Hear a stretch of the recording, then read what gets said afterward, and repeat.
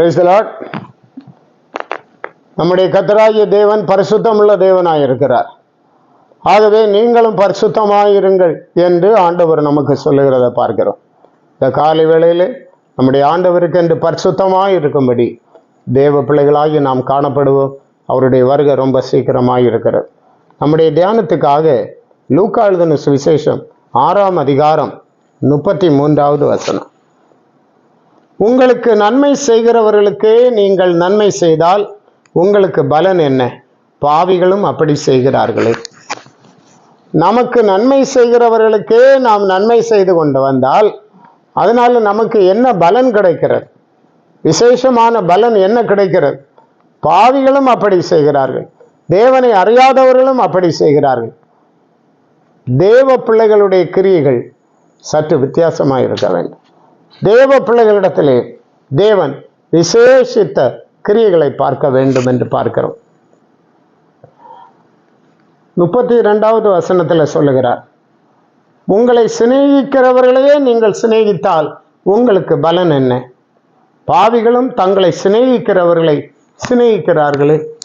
நம்மை நேசிக்கிறவர்களே நாம் நேசித்தால் நமக்கு என்ன எக்ஸ்ட்ரா பலன் கிடைக்கிறது? பாவிகளும் அப்படி செய்கிறார்கள். தேவனுக்கு விரோதமாய் செயல்படுகிறவர்கள் கூட தங்களை நேசிக்கிறவர்களை அதிகமாக நேசிக்கிறார்கள். அப்படியானால் நம்மால பிரயோஜனம் என்ன? நாம் என்னத்தை விசேஷமாய் கர்த்தருக்கென்று நாம் செய்கிறோம் என்று கேட்கிறார். 34வது வசனத்தில், திரும்ப கொடுப்பார்கள் என்று நம்பி நீங்கள் கடன் கொடுத்தால் உங்களுக்கு பலன் என்ன? திரும்ப கொடுப்பார்கள் என்று சொல்லி அத்தியாவசியமாய் கடன் கேட்கிற ஒருவருக்கு நாம் கடன் கொடுத்தால் நமக்கு என்ன பிரயோஜனம்? திரும்ப தங்களுக்கு கொடுக்கப்படும்படியாக பாவிகளும் பாவிகளுக்கு கடன் கொடுக்கிறார்களே. தேவனை அறியாதவர்களும் தேவனை அறியாதவர்களுக்கு கடன் கொடுக்கிறார்கள். காரணம் அது திரும்ப கிடைக்கும்.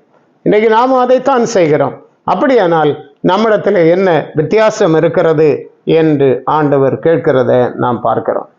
36வது வசனத்தில் சொல்லுகிறார், ஆகையால் உங்கள் பிதா இரக்கமுள்ளவராய் இருக்கிறது போல நீங்களும் இரக்கமுள்ளவர்களாய் இருங்கள். கர்த்தருடைய பிள்ளைகளாகி நாம் மிக இரக்கமுள்ளவர்களாய் இந்த உலகத்தில் வாழ வேண்டும். ஏனென்றால் நம்முடைய பிதாவாகிய தேவன் இரக்கமுள்ளவராய் அவர் இருக்கிறார் என்று பார்க்கிறோம்.